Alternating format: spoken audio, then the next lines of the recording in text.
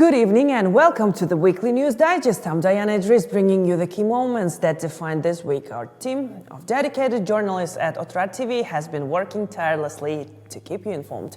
Here's a look at the top stories shaping the past 7 days. Tariffs imposed on China may have a significant impact on Kazakhstan. Most household appliances in Kazakhstan are important.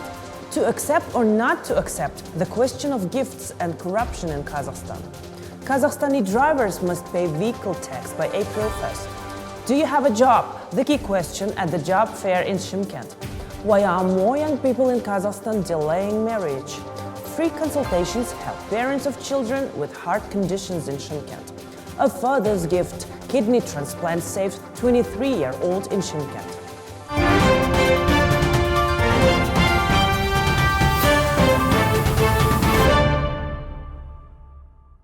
China is not only Kazakhstan's largest neighbor, but also a key investor and trade partner. Under the pressure of sanctions, China is likely to expand its presence in the European market, which could open new opportunities for Kazakhstan.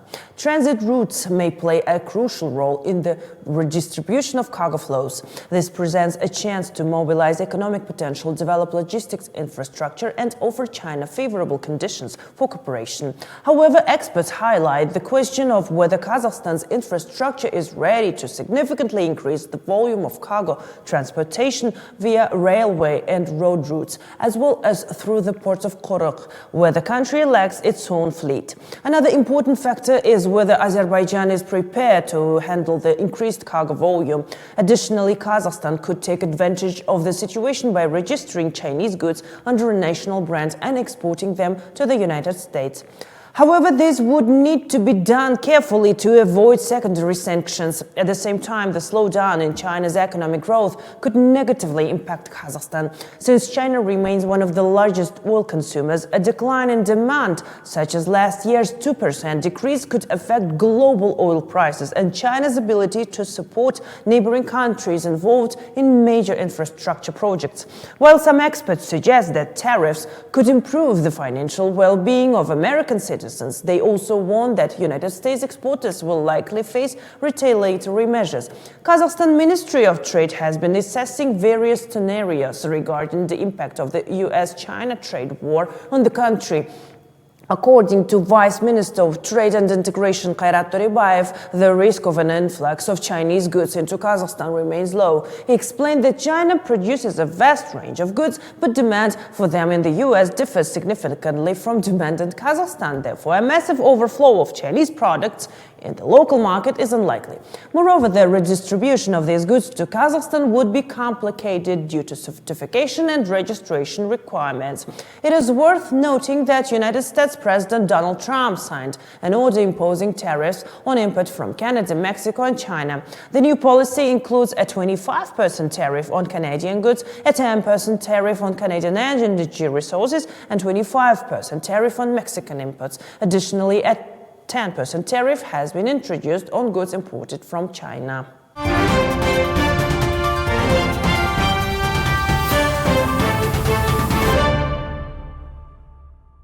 Despite the growth in local production, Kazakhstan's household appliance market remains almost entirely dependent on imports.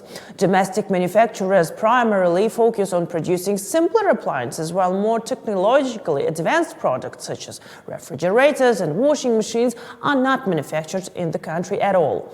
According to analysts at Energyprom, nearly 750,000 refrigerators and freezers were imported in Kazakhstan in the first 11 months of last year, marking a 15% increase compared to the previous year.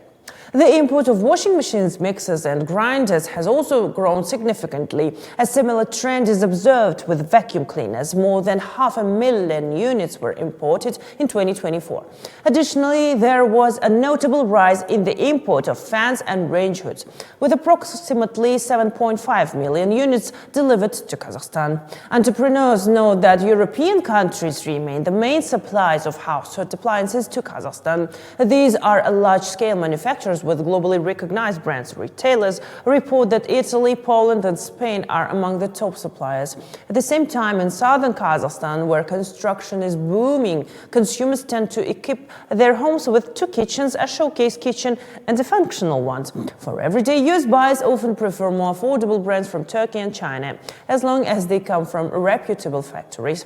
However, there are no local manufacturers producing appliances of this class. Experts emphasize that dominant global manufacturers have cutting-edge technology, well-established logistics and large-scale production facilities, making it nearly impossible for Kazakhstan to compete, especially in the segment of high-tech appliances, which are becoming increasingly advanced and sophisticated. According to industry analysts, Kazakhstan's household appliances grew production over 2.5 times in 2024 compared to 2023. However, the focus remains on budget-friendly appliances, which are simpler in design and in high demand domestically. Given this trend, experts suggest that Kazakhstan should concentrate on this segment and expand its development in this direction. Even the appliances that are assembled in Kazakhstan mostly consist of imported components, as the country doesn't have a well-developed infrastructure for producing these parts locally. Another limiting factor for the development of domestic manufacturing is the proximity of economic giants like Russia and China, which already have established supply chains and large-scale production capacities.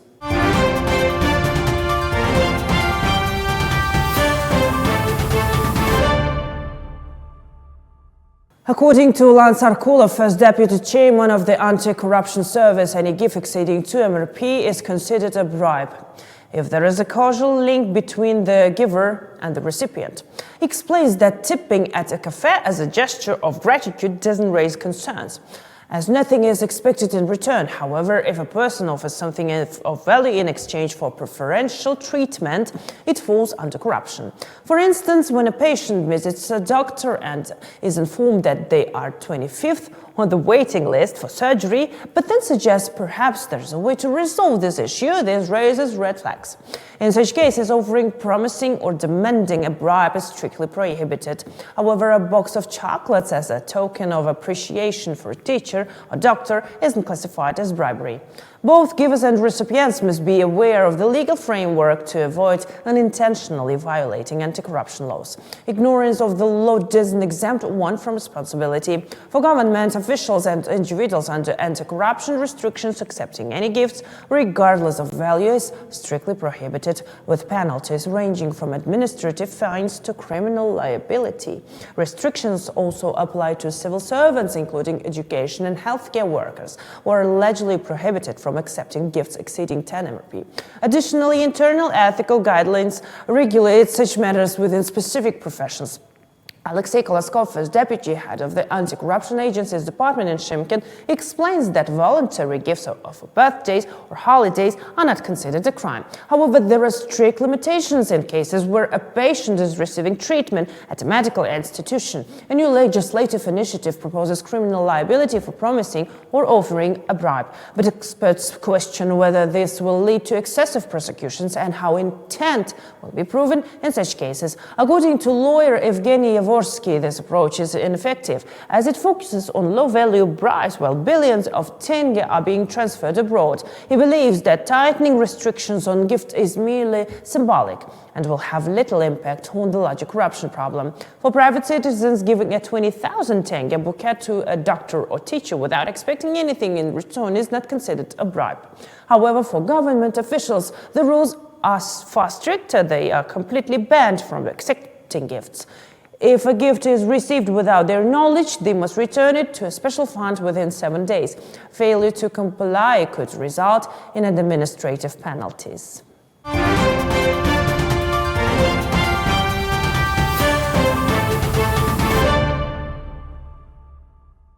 Kazakhstan's motorists are required to pay their 2024 vehicle tax by April 1, 2025.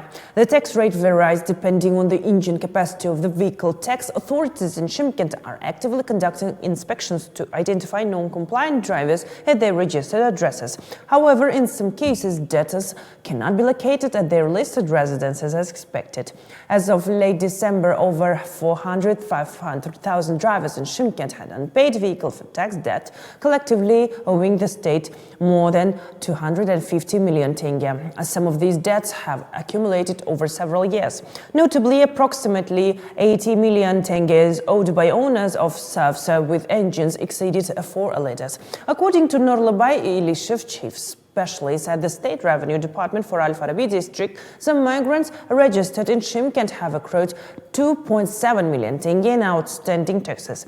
Official checks confirm that 23 individuals do not actually reside at their registered addresses and are instead living in other cities and regions. For small engine vehicles, their minimum tax payment starts at 4,000 tenge, while for larger engine vehicles, the amount can reach up to 738,000 tenge. Vehicle tax payments for 2024 can be made through mobile applications including Yasalı Kazamat, Kaspi and Home Bank. If taxpayers fail to pay within 30 working days of receiving a notice, tax authorities will issue a compulsory collection order, which will then be forwarded to court bailiffs. Drivers who fail to meet their tax obligations will incur daily penalties for late payment. If the outstanding amount exceeds 40 MRP, authorities may restrict travel outside the country and freeze bank accounts. Additionally, bailiffs charge an extra service fee of up to 25% of the total tax debt when enforcing collection measures.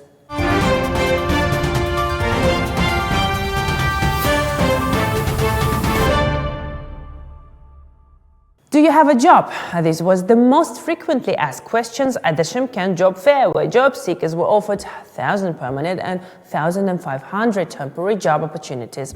Around 100 companies and organizations participated in the event, presenting a wide range of vacancies. Special emphasis was placed on job offers from companies in the industrial zone and economic district of the city.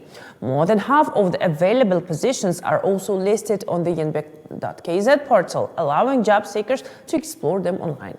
Representatives of Kazakhstan's Shymkent production branch stated that they are actively looking for mechanics, analytical department operators, and gas sector inspectors. Salaries for these positions range from 157,000 tenge to 210,000 tenge. One of the attendees, Gulzahira Oranbayeva, came to a fair to find a job for her son, a university student. After reviewing vacancies from more than 10 organizations, she made her choice.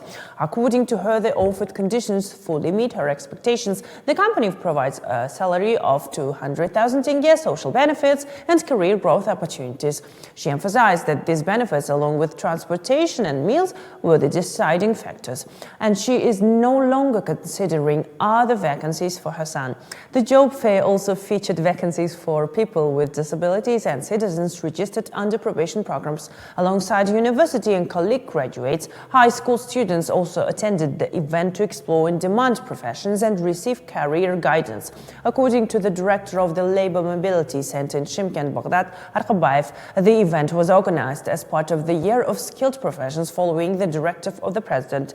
The main goal was to connect employers with job seekers and emphasize the importance of skilled labor.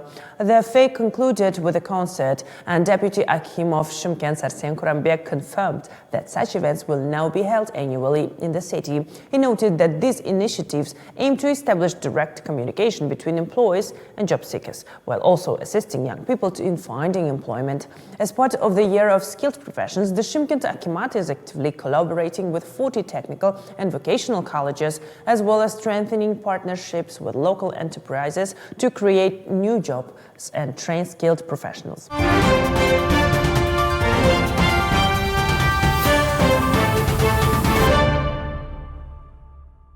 The trend of delaying marriage is becoming increasingly common in Kazakhstan's youth, and Otyrar has explored the reasons behind this shift. In 2019, around 140 marriages were registered in Kazakhstan. However, since the start of the COVID-19 pandemic, this number has significantly declined.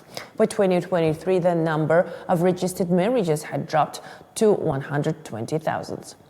Experts attribute this trend to several factors, including deteriorating socioeconomic conditions and growing awareness among young people about the importance of making a conscious decision. Specialists point out that today's youth approaches the idea of starting a family more thoughtfully. than previous generations. Psychologists believe that some young people may have been exposed to domestic violence in their childhood, which influences their decision to postpone marriage. They argue that while many individuals consciously strive to create a different family environment, on a subconscious level, they fear repeating their parents' experience. Additionally, self-perception and parental influence play a role in delaying marriage. Psychologists note that inflated self-esteem among young people and their parents often makes it harder to find a compatible partner.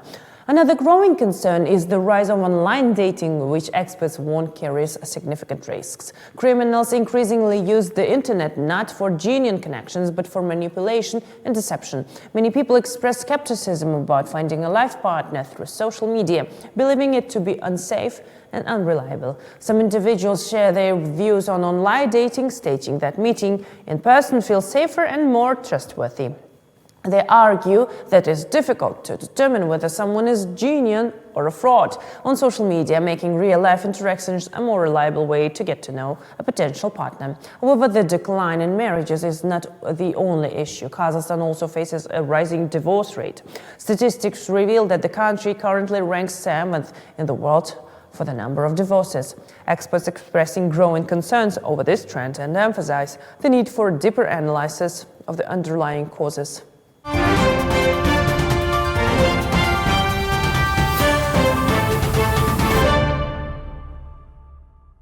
One of the residents who attended a free consultation was Rahila Turgumbayeva. In September last year, her child underwent heart surgery. During her visit to City Polyclinic number 2, she received essential information about potential risks and the rehabilitation process following the operation. Turgumbayeva shared her experience, recalling how her child was diagnosed with a congenital heart defect in which the heart and lung vessels were reversed. When the child turned 2 years old, he began losing consciousness intermittently, despite being able to walk and play normally. Concerned about these episodes, the family contacted doctors in Astana, underwent medical tests, and traveled to the capital for surgery, which was successfully performed on September 29. Every year, around 5,000 infants in Kazakhstan are born with congenital heart defects, according to specialists at the National Scientific Center. Early diagnosis is a crucial step in treating such conditions, allowing doctors to detect problems at an early stage and start necessary interventions. Advanced diagnostic methods play a key role in determining the type and severity of congenital heart disease. Experts emphasize that pediatric cardiac surgery in Kazakhstan has seen significant progress, increasing the chances for survival for infants with congenital heart defects. Additionally, such surgeries are fully covered under the country's mandatory social health insurance system, making them free of charge for patients. According to Baurjan Tuyakbayev, a top-tier pediatric cardiac surgeon, Kazakhstan has made substantial advancements in cardiac surgery. He noted that all procedures are free and accessible through the online medical portal and the OSMS system. He further emphasized that Kazakhstan's cardiac surgery sector operates at high level, with the specialists receiving international training to enhance their expertise. In a significant development, a new pediatric cardiac surgery unit is set to open this year at the Shymkent City Clinical Children's Hospital. This facility will enable complex surgeries to be performed locally, eliminating the need for patients to travel to the capital for treatment. Experts believe that establishing this center will be a major step forward in the development of pediatric cardiac surgery in the region, ultimately helping save more lives.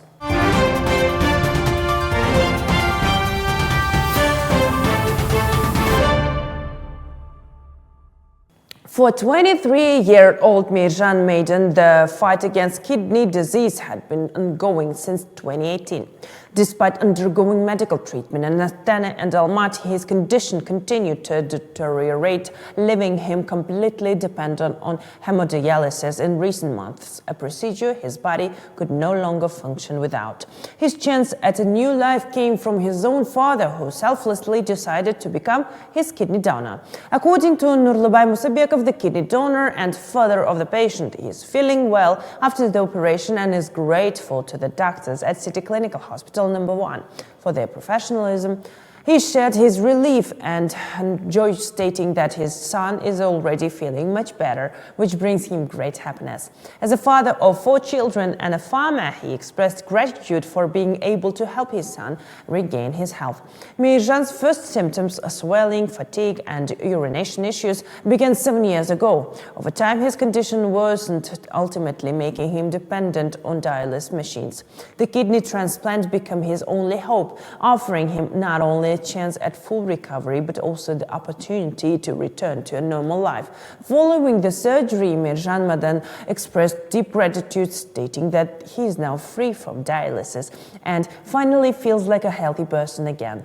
He thanked his father for giving him a second life, as well as the medical team for their dedication and expertise. The operation lasted 4.5 hours and marked the 230th kidney transplant performed in Shymkent.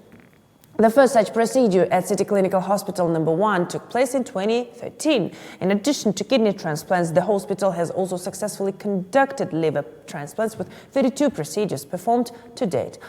According to Sabitxan Baytemirov, head of the transplant department at City Clinical Hospital No. 1, patients suffering from chronic kidney failure require transplantation. Once a comprehensive medical evaluation and genetic compatibility tests confirm eligibility, they are admitted for planned surgery. However, the shortage of organ donors remains a global issue. Most transplants are performed using organs from living relatives with a high degree of genetic compatibility. In other cases, patients rely on posthumous organ donation, which is still developing slowly in Kazakhstan. As a result, many patients spend years on waiting lists, and some never receive the life-saving transplant they desperately need. That brings us to the end of this edition of Otyrar News. Thank you for watching. We'll be back with more updates. Until then, goodbye.